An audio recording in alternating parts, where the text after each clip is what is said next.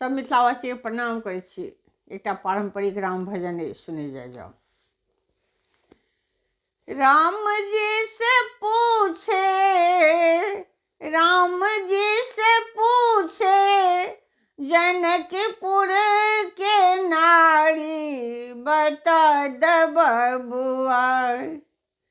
लोग देत काहे गारी बता द बबुआ। लोग देत काहे गारी बता द बबुआ। राम जी से पूछे, राम जी से पूछे, जनकपुर के नारी बता द बबुआ। लोग देत काहे गारी बता द बबुआ। लोग देत काहे गारी बता द बबुआ। तोहरा से पूछू मैं ओ धनुषधारी, तोहरा से पूछू ओ धनुषधारी। तोहरा से पूछू मैं ओ धनुषधारी। एक भाई गोरे, एक भाई गोरे, एक काहे कारी बता द बबुआ। लोग देत काहे गारी बता द बबुआ। लोग देत काहे गारी बता द बबुआ।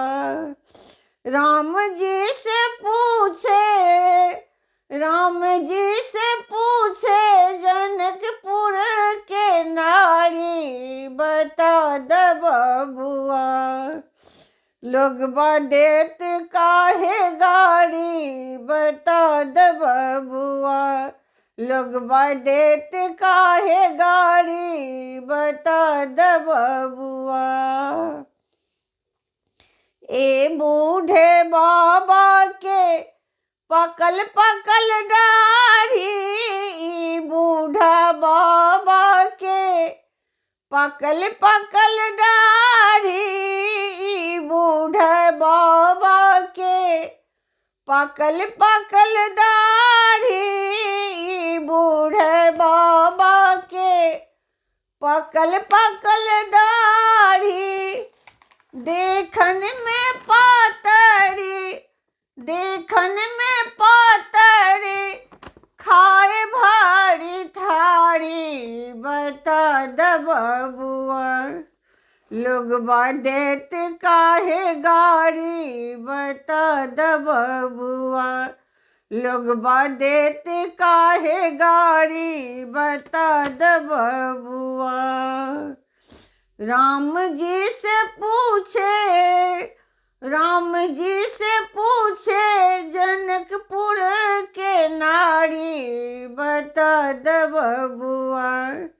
लोग देत काहे गारी बता द बबुआ। लोग देत काहे गारी बता द बबुआ। राजा दशरथ जी कलन होशियारी, राजा दशरथ जी कलन होशियारी।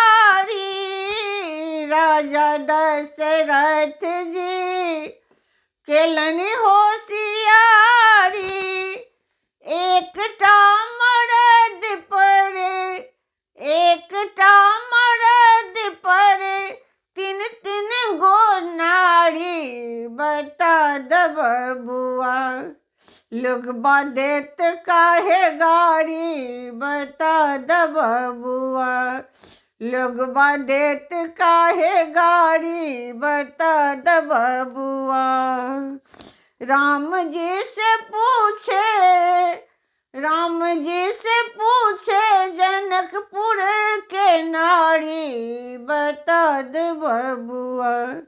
लोग देत काहे गारी बता द बबुआ। लोगबा देत काहे गारी बता द बबुआ। कहथिन स्नेहलता मन में बिचारी, कहथिन स्नेहलता मन में बिचारी। हम सब लागै छी, हम सब लागै छी सरहोजी साली बता द बबुआ। लोगबा देत काहे गारी बता द बबुआ। लोगबा देत काहे गारी बता द बबुआ। राम जी से पूछे, राम जी से पूछे जनकपुर के नारी बता द बबुआ। लोगबा देत काहे गारी बता द बबुआ। लोगबा देत काहे गारी बता द बबुआ।